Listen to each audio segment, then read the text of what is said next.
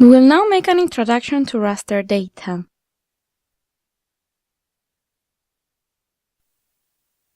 In this teaching unit, we will see what a raster format is, also the properties of a raster and functions of this type of data format. As we know, a raster format is that one continuous format with information that can be an image, an orthophoto, in Mr. Seed, in GeoTIFF, JPG or any geoposition format, or it will be this continuous format of information where each cell keeps an attribute, or the height or the precipitation. It is the result of an analysis process normally. For example, an interpolation vector of a curved level resulting in a digital terrain model.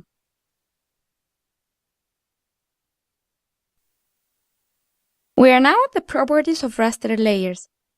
As we saw in vector layers, we could modify its properties through a context menu. This applies to raster layers as well. However, there are some differences. A layer is also accessible from the top with the right button click of the mouse, going to Properties, or by double-clicking if we have configured this. A window opens where we have different tabs.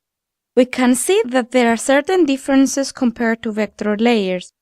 On the General tab, the one that we see here, we can rename the layer, or we can also see the data source of the layer, its root. We can set the coordinate reference system and visibility depending on the scale. And we can also hide the raster layer based on certain scale.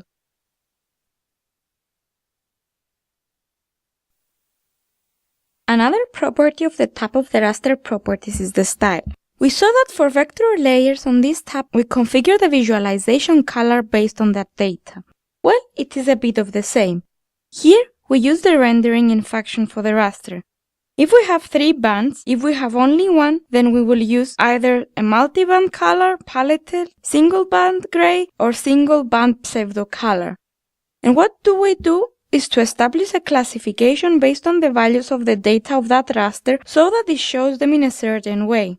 We also have the rendering. The color can change as well as the brightness, saturation, and contrast. And finally, resampling, which can improve the visualization of the raster when performing zoom actions. Another property of a raster layer is transparency. The transparency of the layer can be modified globally, i.e., all the values of the layer can be made transparent in order to see information we have below. We can also determine which are configured as no data values, and we can also set a custom transparency. That is, we can apply a range of values and give a specific transparency. This is done through this window. And here we see different functions that can be applied to raster layers. We access through the drop-down menu bars raster and deploy the window you see here, where we can use the raster calculator, where we can create new raster layers with values of the original layer by some calculation or the sum of 2 raster layers in statistics area. We'll see in the next slide georeferencing, heat map, terrain analysis, also dependent raster orientation, shadow map relief, index of roughness, projections. We can reproject, assign a projection, remove the projection, conversion tools, rasterizing, polygonize, moving from vector layer to raster or raster to vector, extraction tools, contours, the clipper analysis, miscellaneous, various functions, and finally we can access GDAL settings. One of the raster features are statistics. The statistics allows us to analyze the results of a thematic classification, obtain values of the raster layer with the aid of a layer of polygons, a vector layer. We calculate the sum, the mean value, and the total pixel count within each polygon. For this, we need a raster input layer which contains values, a vector polygon layer where we come to store those results, and ask us also a prefix of the output column that will be given to those fields that we create.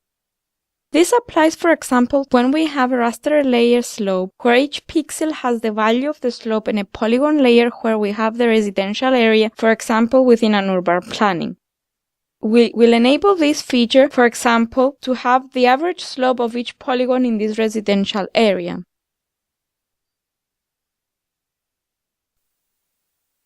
And here we come to the end of this teaching unit on Introduction to Raster Information.